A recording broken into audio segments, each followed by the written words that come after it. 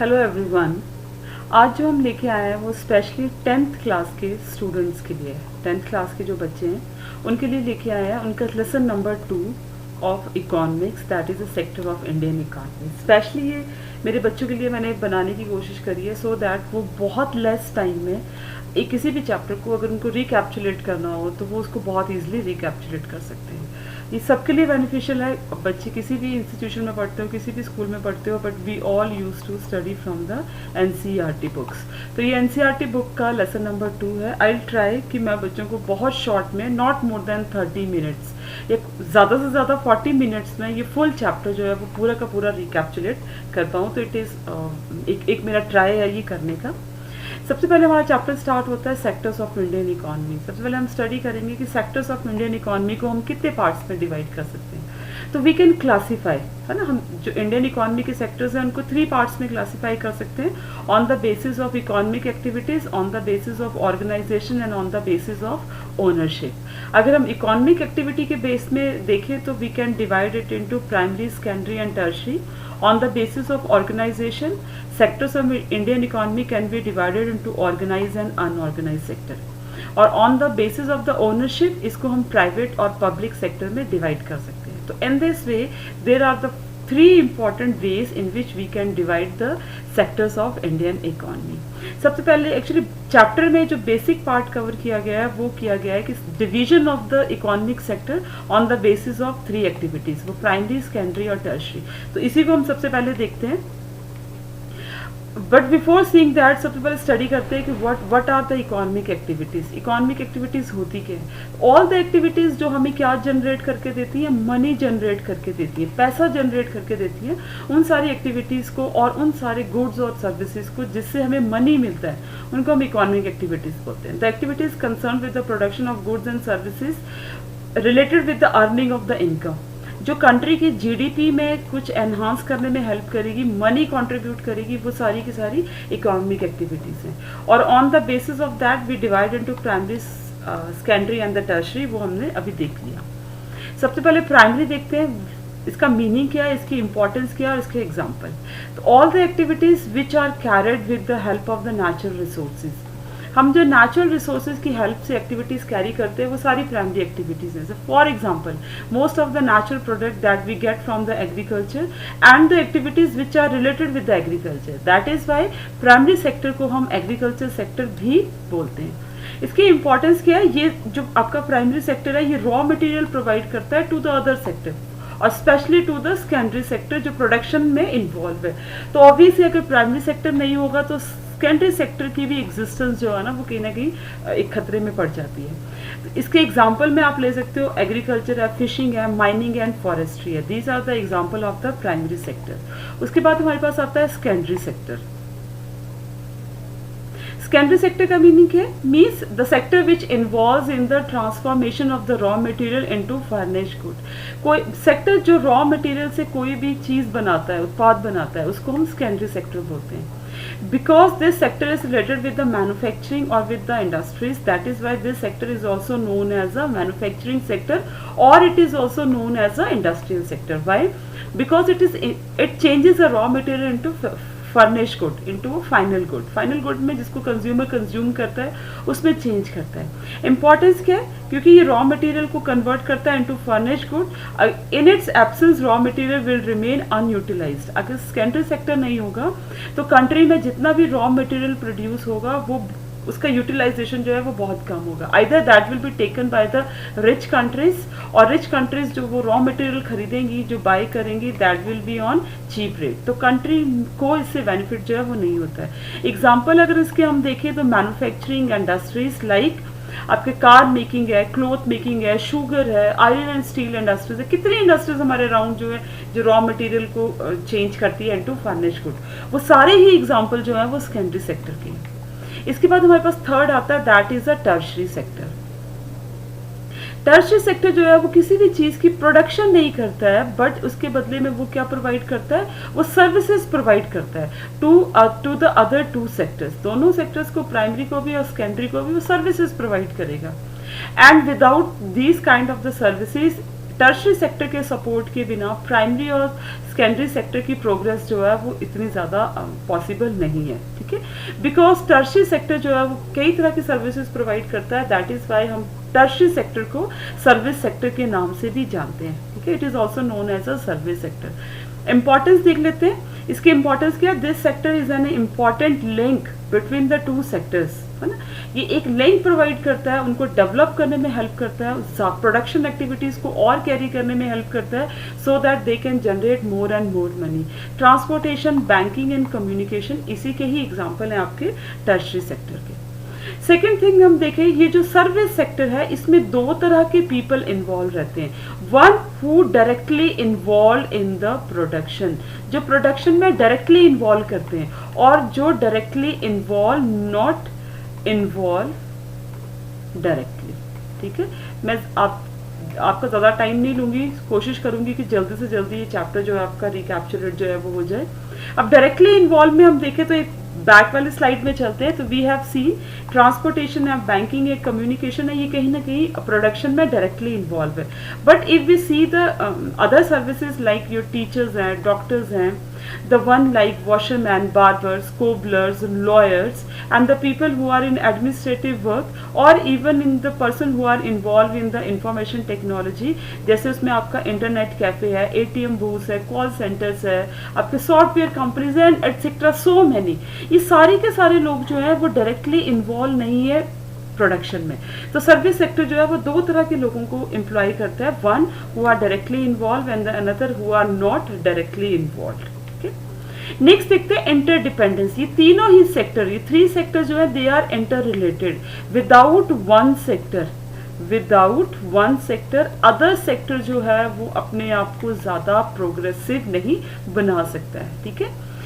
अगले स्लाइड में यही हम देखेंगे कि how the one sector is related with the another sector. Let's see, we will take the example of the cotton industry, ठीक है, which is very important in a fashion industry. सबसे पहले हम देखते हैं प्राइमरी सेक्टर क्या करता है, वो कॉटन प्रोड्यूस कर रहा है, वो कॉटन ग्रो करता है कॉटन फार्म्स में, फिर वो इंडस्ट्रीज में जाता है, वहाँ पे जितना भी उसका वर्क है उससे रिलेटेड उसको प्रोसेस किया जाता है, यान बनाया जाता है, उससे क्लोथ बनाया जाता है, उसको स्विंग करना, उससे कपड़ा बनाया जाता है, ठीक है।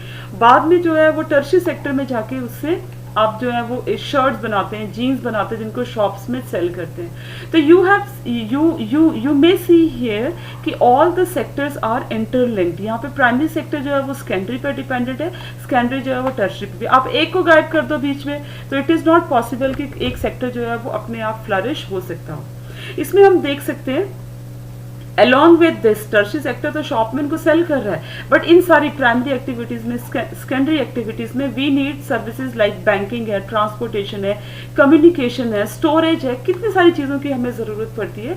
तो ये सारी चीज़ें जो है हमें टर्शरी सेक्टर प्रोवाइड करता है। So we can see that ये तीनों ही सेक्टर एक दूसरे के ऊपर डिपेंडेंट है। If we want to generate more and more economic activities we have to make a proper progress in these all these sectors. इन सारे सेक्टर्स में हमें एक अच्छी प्रोग्रेस जो है वो करनी पड़ेगी, ठीक है।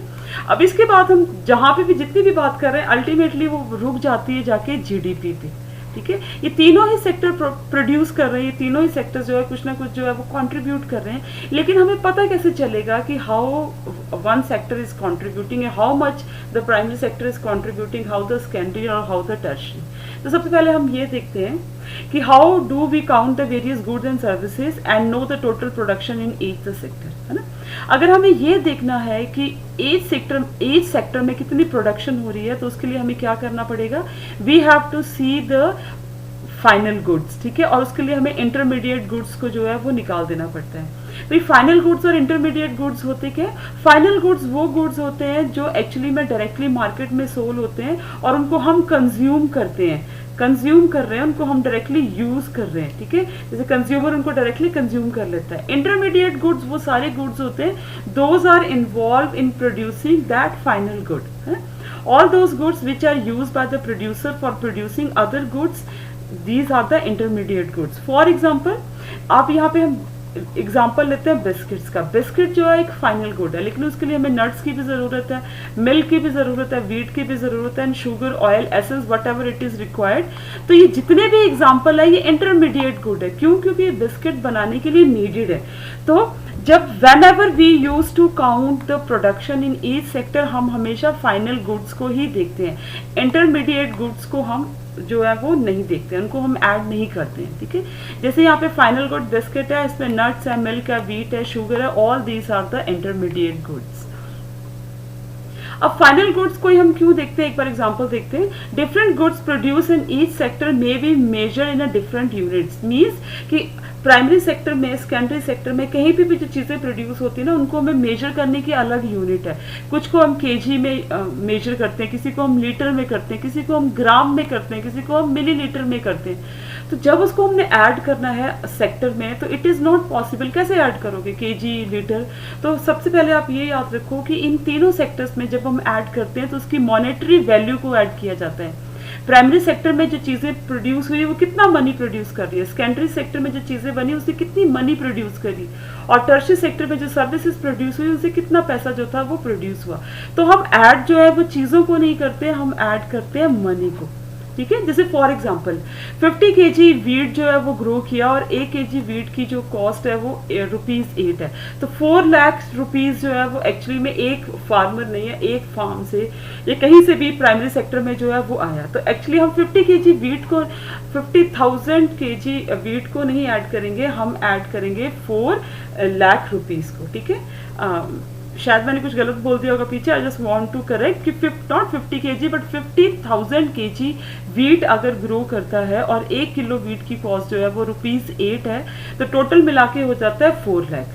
इसका मतलब क्या है कि हमने यहाँ पे केजी को नहीं ऐड किया, वो कितना उसने कितना ऐसा तो कितना किलो वीट होगा, कितना किलो राइस होगा, कितना कितना लीटर जो है वो एडिबल ऑयल हुआ, कितना फ्रूट्स हुआ, कैसे ऐड करेंगे प्राइमरी सेक्टर में? तो हम सबकी क्या ऐड करते हैं, इसमें मनी ऐड करते हैं। तो नंबर 1 आप याद रखेंगे कि जब भी इन चीज़ों को ऐड किया जाता है तो we always add the monetary value of that good and that services instead of adding the unit और द प्रोडक्शन की वहाँ प्रोड्यूस कैसे हुआ।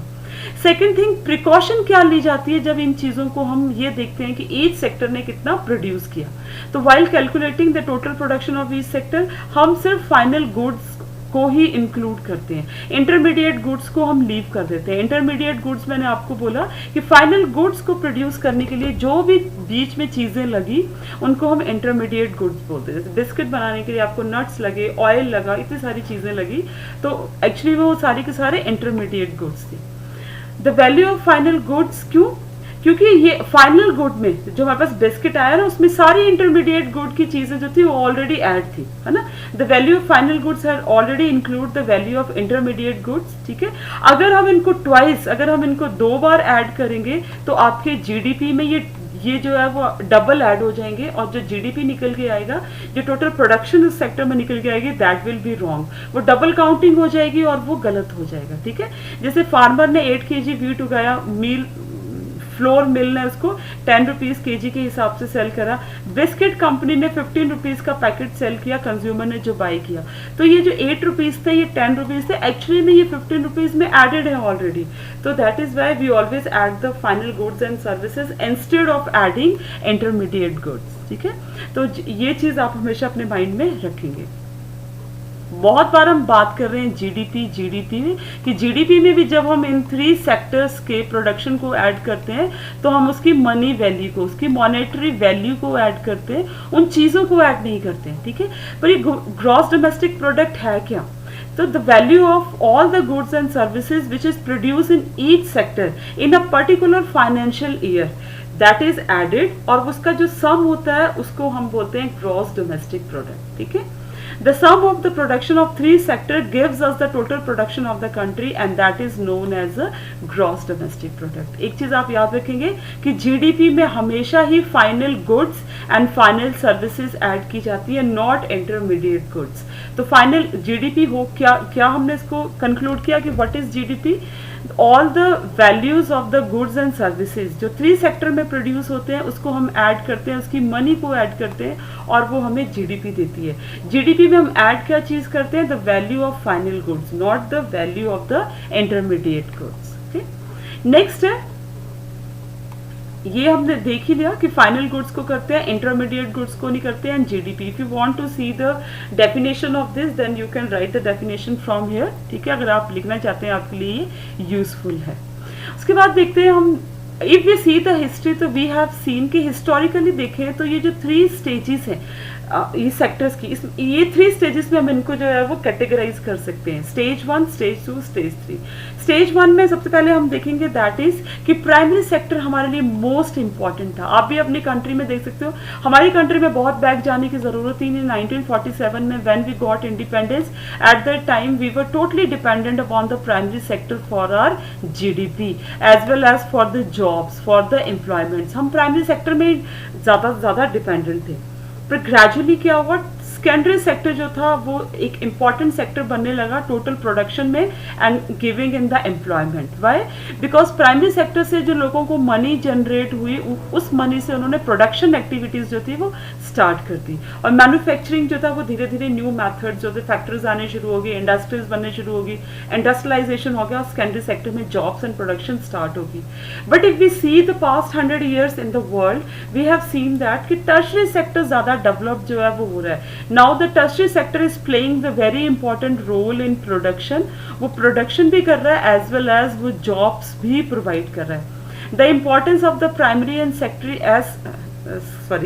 the importance of the primary and secondary sector as compared to the tertiary sector अब धीरे धीरे कम हो रही है। जीडीपी में भी कंट्रीब्यूशन हमारा टर्शियरी सेक्टर कर रहा है, और जॉब एम्प्लॉयमेंट में भी वर्ल्ड में, इंडिया में तो अभी हम देखेंगे कि क्या सिनेरियो है, बट वर्ल्ड में जॉब्स में भी जो है वो टर्शियरी सेक्टर ज़्यादा कंट्रीब्यूट कर रहा है। ठीक है, now let's see the example of these sectors in India. हम इंडिया में इन 3 सेक्टर्स का जो है वो एग्जांपल देखते हैं।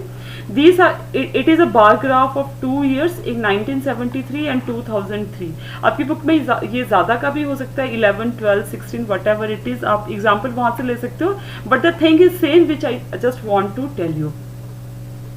Let's see in 1973। 1973 में जीडीपी में सबसे ज्यादा कंट्रीब्यूट हमारी कंट्री में प्राइमरी सेक्टर कर रहा था। ठीक है, और टर्शियरी सेक्टर जो था वो इतना कंट्रीब्यूट नहीं कर रहा था। But see the case in 2003, you can conclude from this, यहीं से आप कंक्लूड कर सकते हो कि now the tertiary sector is contributing more in the GDP. तो 1973 से 2003 तक कंट्रीब्यूशन इन जीडीपी जो है वो ट्रमेंडसली चेंज हुआ है एग्रीकल्चर सेक्टर से सर्विस सेक्टर की तरफ। ठीक है, तो which sector do you think has grown in the past last few years? तो आपको यहाँ से देख के क्लियर ही हो गया कि हमारा टर्शियरी सेक्टर तो बहुत ज्यादा ग्रो किया, ऐसा तो बड़ा ग्रो किया। ठीक है, but now we are going to see about the job employment. अगर हम जॉब एम्प्लॉयमेंट में देखें तो ऐसा सिस्टम नहीं है, जॉब एम्प्लॉयमेंट में बहुत फर्क है। ठीक है, ये आपका जो पहला है ये जीडीपी कंट्रीब्यूशन में है, और ये जो दूसरा वाला है आपका ये भी जीडीपी कंट्रीब्यूशन में है। ये हमने अभी रिसेंटली किया कि एक 2003 का है और एक जो है आपका दिस वन 1973 का, और दिस वन आपका 2003 का। तो we can see from this bar graph, यहाँ पे हम देख सकते हैं, let me write the years here. ठीक है, तो यू कैन सी कि आपका जो है वो प्राइमरी सेक्टर बड़ा कंट्रीब्यूट कर रहा था आपके इसमें जीडीपी में। ठीक है, और यहाँ पे जो था वो टर्शियरी सेक्टर का कंट्रीब्यूशन जो था वो ज्यादा हो गया था। तो 2 ईयर में तो ये हमने देख लिया। ठीक है, दोनों ही बार ग्राफ आपके सामने है कि 1973 में आपका जो प्राइमरी एग्रीकल्चर सेक्टर है उसने बड़ा किया, लेकिन 2003 में जो है ये बढ़ के आपका हो गया tertiary sector. Now we are shifting towards the next, that is the employment. Employment के केस में देखते हैं। अब यहाँ पे देखो, अगर मैं आपसे 1973 की बात करूं और 2003 की बात करूं, तो 1973 में 75% जॉब्स कंट्री में, इंडिया में प्रोवाइड करता था एग्रीकल्चर सेक्टर, और 2003 में 60% जॉब्स जो है वो भी आपका प्राइमरी सेक्टर एग्रीकल्चर सेक्टर ही प्रोवाइड कर रहा है। Only 22% jobs are providing by the tertiary sector. If we see the last video, हमने यहाँ पे क्या देखा कि प्राइमरी सेक्टर यहाँ पे 73 में ज्यादा आपको जीडीपी में कंट्रीब्यूट कर रहा है, लेकिन 2003 में ये टर्शियरी सेक्टर हो गया। तो इसका मतलब है जॉब्स में भी ऐसा होना चाहिए, एम्प्लॉयमेंट में भी ऐसा होना चाहिए, लेकिन एम्प्लॉयमेंट में ऐसा बिल्कुल नहीं है। ठीक है, जीडीपी में तो कंट्रीब्यूट कर रहा है, बट जॉब एम्प्लॉयमेंट में still primary sector is contributing a lot in our country, ठीक है।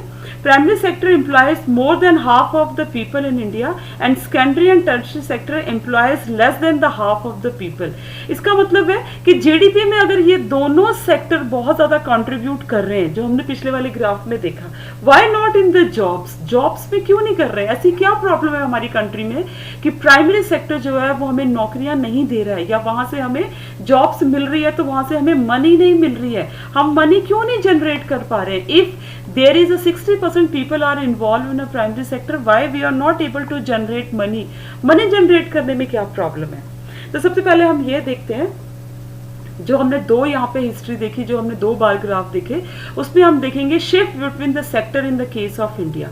The shift between the sectors can be seen in 2 terms. हम 2 टर्म से देख सकते हैं, एक जीडीपी में, एक एम्प्लॉयमेंट में, है ना। जीडीपी में हमने देखा shift is there from the primary to secondary and tertiary, लेकिन एम्प्लॉयमेंट में प्राइमरी ही कंटिन्यू है हमें जॉब देने के लिए अभी तक। स्टिल इन 2021 अभी भी हमारी कंट्री में प्राइमरी सेक्टर ही हमें जॉब दे रहा है। तो अगर प्राइमरी सेक्टर हमें जॉब दे रहा है तो मनी क्यों नहीं दे रहा है? Why it is not generating money? Why there is such a disbalance in the contribution in the GDP and in providing the employment? ठीक है, इसको हम आगे स्टडी करते हैं। सबसे पहले ये देखते हैं कि टर्शियरी सेक्टर इतना इंपॉर्टेंस क्यों गेन कर गया इंडिया में।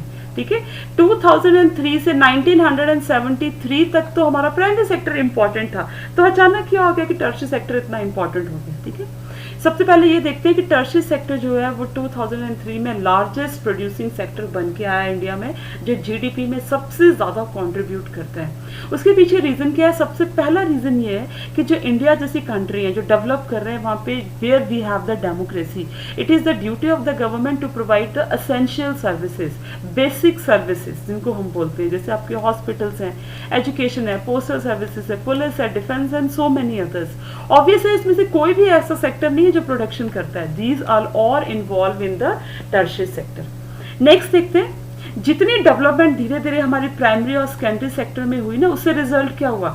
टर्शियरी सेक्टर की ज्यादा डिमांड बढ़ी। वाई? बिकॉज प्राइमरी और सेकेंडरी सेक्टर के लोगों ने डिमांड करी ट्रांसपोर्टेशन की, बैंकिंग की, ट्रेड्स की, even good sources of the transportation की। ऑब्वियस है, तो जब इन चीजों की डिमांड प्राइमरी और सेकेंडरी सेक्टर ने करी तो टर्शियरी सेक्टर का डेवलप होना बनता ही था। सिटीज में लोगों की जब इनकम लेवल बढ़ने शुरू हो गया तो उन्होंने अदर डिमांड की, जैसे कि उनको बाहर ईटिंग आउट, टूरिज्म, शॉपिंग, इन सारी चीज़ों की उनको ऑब्वियस है कि जब पॉकेट में मनी है, ठीक है, हमारी सारी नेसेसिटीज पूरी हो रही है। वो एक मैंने आपको स्टार्टिंग में एक नीड्स एंड वांट्स वाला एक बताया था, शायद ये क्लास में बताया था, थोड़ा डाउट हो जाता है बीच बीच में। ठीक है, तो एक हमारी नीड्स होती हैं और एक हमारी वांट्स होती है। नीड्स क्या है? जो हमें जीने के लिए जरूरी है, और वांट्स हमें किसे बोलते हैं? वांट्स बेसिकली जो हमारे लिए जरूरी नहीं है। जैसे फॉर एग्जांपल, आपको जो है आपके घर में किसी का बर्थडे है और आपने बाजार जाना है और डेकोरेटिव चीजें लेके आनी है, वो हमारी वांट है, नीड नहीं है। वैसे जब लोगों की वांट्स होने, नीड्स पूरी होगी तो उनकी वांट्स डिमांड होने ज्यादा स्टार्ट होगी, उससे टर्शियरी सेक्टर ज्यादा डेवलप हुआ। और पास्ट फ्यू डिकेड्स में because of the development of the information and technology जो बहुत ज्यादा बढ़ा, उससे भी टर्शियरी सेक्टर में बहुत डेवलपमेंट हुई। So these are some of the reason कि इंडिया में ही नहीं, all around the world tertiary sector जो है वो इतना ज्यादा डेवलप हुआ। ठीक है, let's go back to the previous question. और वो क्वेश्चन हमारे ये था, क्या था कि why does primary sector still continue to employ the maximum number of the people? अभी भी प्राइमरी सेक्टर जो है इतने लोगों को एम्प्लॉय क्यों कर रहा है? और अगर कर रहा है तो वो मनी हमारी कहाँ जा रही है? Where that money is going? Okay, in India there has a change in the share of the 3 sector in a GDP, but similar shift जो है वो employment में क्यों नहीं आया? ठीक है, तो we are going to see these answers. Next slide में हम जो है वो ये आंसर्स को देखेंगे। More than half of the workers are working in a primary sector yet producing a quarter of the GDP. Why? ऐसा क्यों है? तो ऐसे हमारा प्राइमरी सेक्टर इतना बैकवर्ड क्यों है? वी आर गोइंग टू सी, है ना। इसको हम देखते हैं। सबसे पहले इसमें देखते हैं रीजन।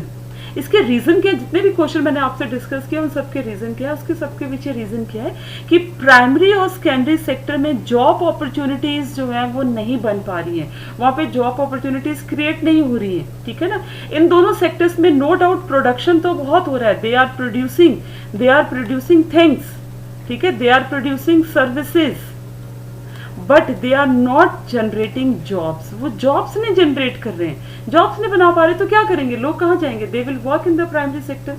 ठीक है, अब उनको पास जॉब्स नहीं है, तो जो पीपल है, जो सिटीजन है, जो इंडिया के लोग हैं, वो क्या करेंगे, they have to move to the primary sector.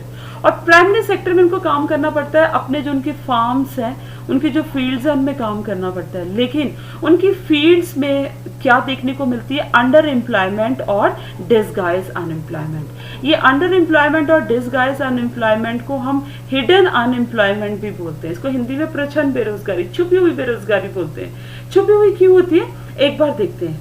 Primary sector में डिसगाइज अनएम्प्लॉयमेंट है, अंडर एम्प्लॉयमेंट है, क्यों, क्योंकि वहां पे more people are employed, more people वहां पे लगे हुए हैं जितने की हमें रिक्वायरमेंट नहीं है।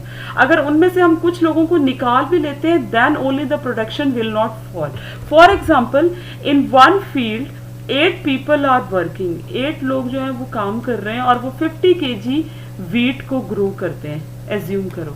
अगर इन 8 में से हम 5 लोगों को प्राइमरी और सेकेंडरी सेक्टर में, सॉरी टर्शरी और सेकेंडरी सेक्टर में एम्प्लॉय कर देते हैं, इनको हम यहाँ पे जॉब्स दे देते हैं कि आप जो है वो यहाँ पे जाके काम करो। ठीक है, तब यहाँ पे बच जाएंगे हमारे पास 3 लोग।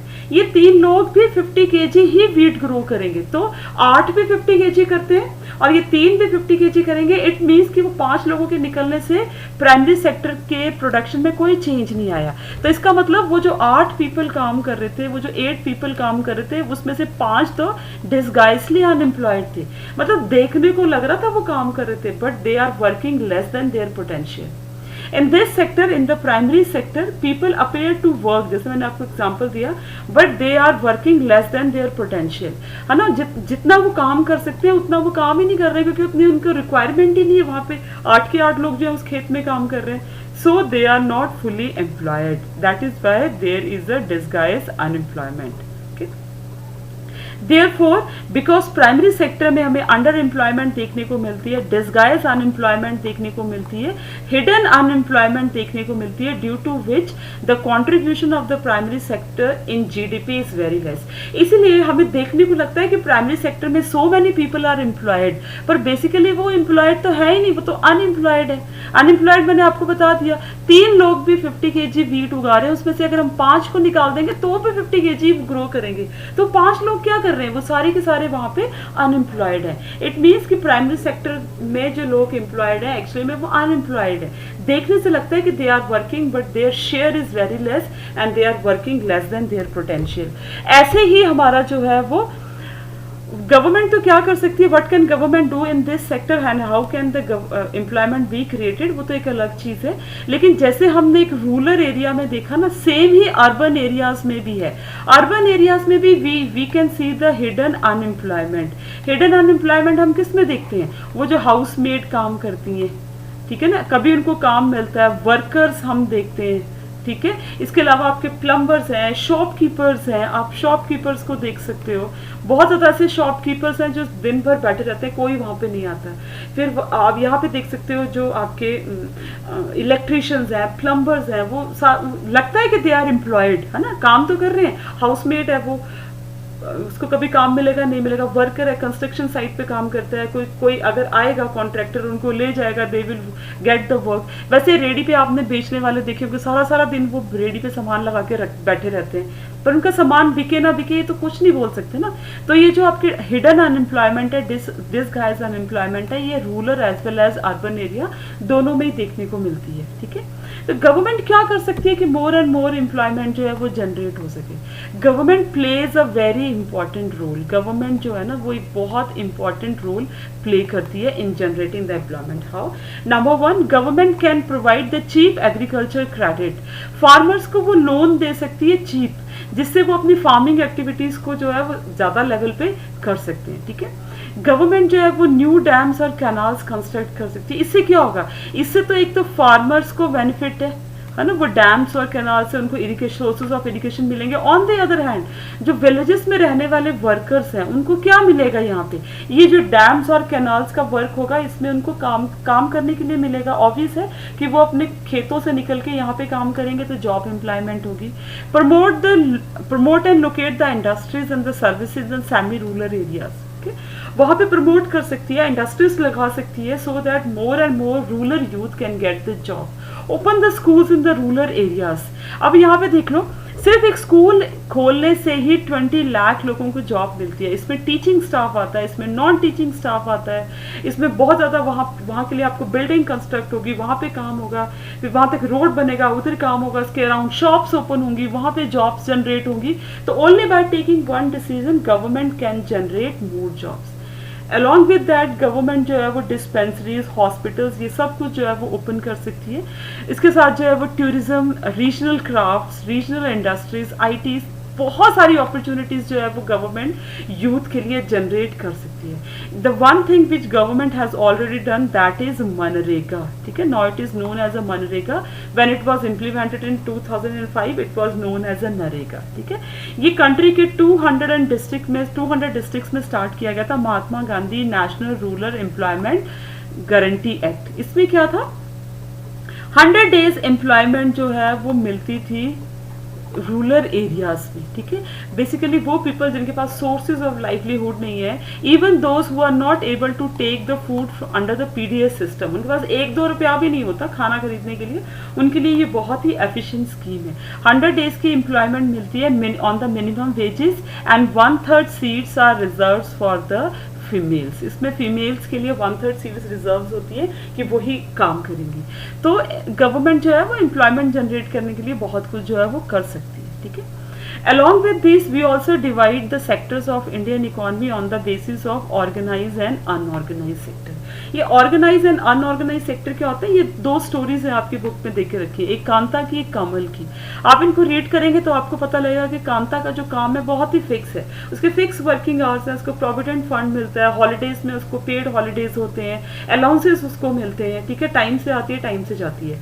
कमल का काम देखेंगे, एक शॉप पे काम करता है, जिस दिन काम करेगा उस दिन पैसे मिलेंगे, जिस दिन नहीं करेगा उस दिन नहीं मिलेंगे, उसको कोई अपॉइंटमेंट लेटर भी नहीं मिला है, उसके वर्किंग आवर फिक्स भी नहीं है, and he is on the mercy of his employer. वो किसी दिन भी उसको बोल सकता है कि तुम जॉब छोड़ के चले जाओ। ठीक है, सो ये एक एग्जांपल है ऑर्गेनाइज एंड अनऑर्गेनाइज सेक्टर का।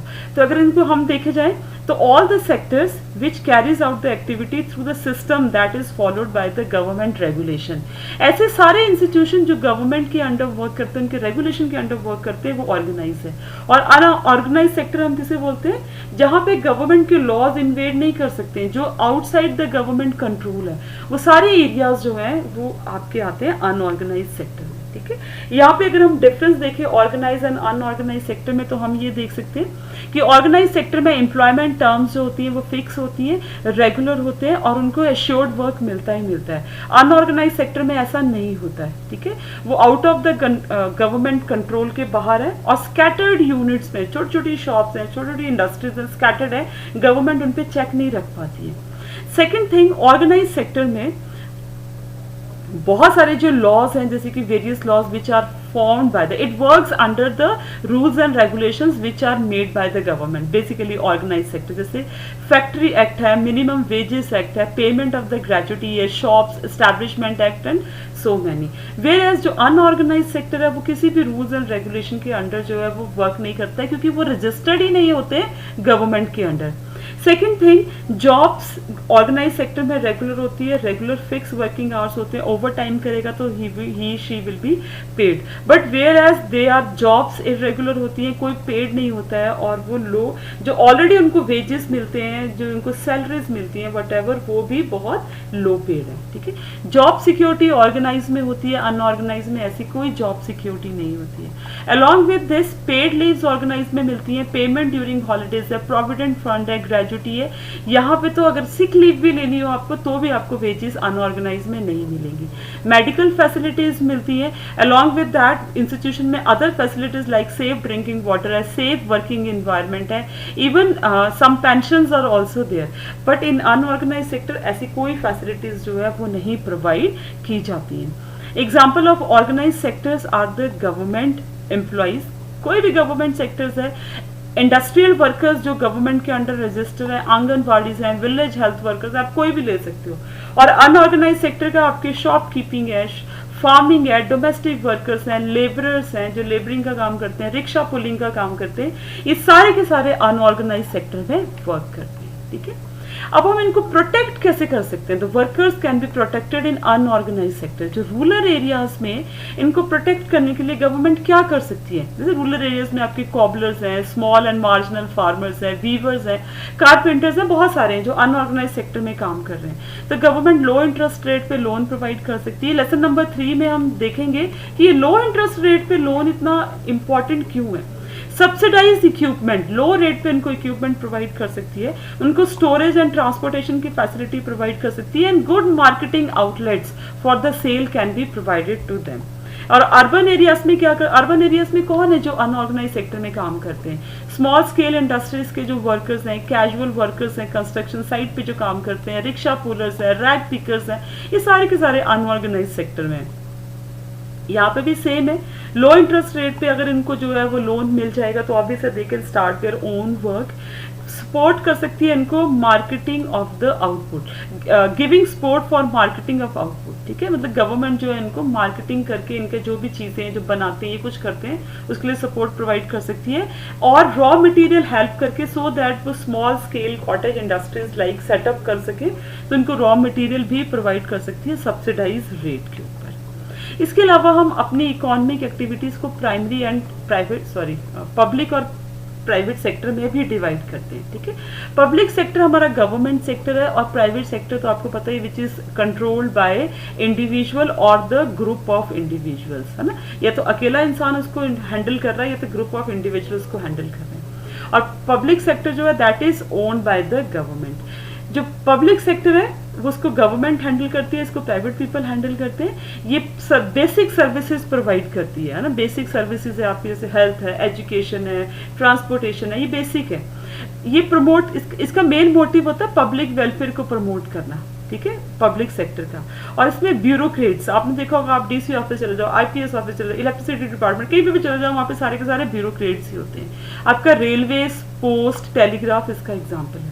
Where as the private sector जो है वो प्राइवेट लोग उसको हैंडल करते हैं। इनका मेन मोटिव होता है टू मैक्सिमाइज द प्रॉफिट, अपने प्रॉफिट को ज्यादा से ज्यादा बढ़ा के लेके जाना, ठीक है।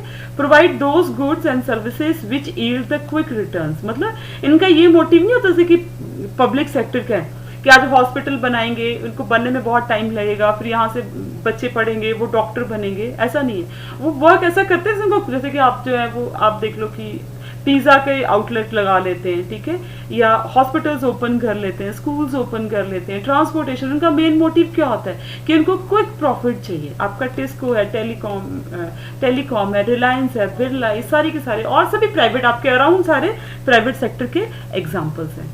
प्राइवेट सेक्टर जो है वो कंट्री की डेवलपमेंट के लिए, इंडिया की अगर मैं स्पेशली बात करूं तो इसकी डेवलपमेंट के लिए बहुत ज़्यादा इम्पॉर्टेंट है। Why public sector is very important, what is the role? Number 1, ये रैपिड इकोनॉमिक डेवलपमेंट को जो है इंश्योर करता है। प्राइवेट सेक्टर कभी भी किसी भी कंट्री के डेवलपमेंट को नहीं इंश्योर करेगा, वो पर्सनल अपनी प्राइवेट डेवलपमेंट को इंश्योर करेगा। हाँ, उससे औरों की डेवलपमेंट हो रही है तो वो एक अलग चीज़ है, ठीक है, वो प्राइवेट सेक्टर नहीं करेगा, that will B ensure by the public sector. Promote the redistribution of the income and wealth, redistribution so that the money जो है वो फ्यू लोगों के हाथ में ना चली जाए, है ना, कंसंट्रेशन ना हो जाए कुछ लोगों के हाथ में, तो वो मनी को रीडिस्ट्रीब्यूशन में हेल्प करता है। Develops the industries which require the huge investment, जैसे आपकी आयरन एंड स्टील इंडस्ट्रीज हैं। अगर आप कभी चेक करोगे तो आपकी महारत्न, मिन्नी रत्न, नवरत्न, इतनी सारी कंपनीज होती हैं जो आपके जो है वो related with the constructing of dams, roads, railways, इन सब से रिलेटेड है, ठीक है। तो वो एक प्राइवेट जो है, प्राइवेट कंपनी इतने ज़्यादा big huge amount of money invest जो है वो नहीं करते हैं। Ensure the balance regional growth, है ना। अगर आप प्राइवेट सेक्टर को देखेंगे तो आप क्या देखोगे, प्राइवेट सेक्टर जो है वो मैक्सिमम सिटीज में ही वर्क करता है, where the people are more, where the population is more.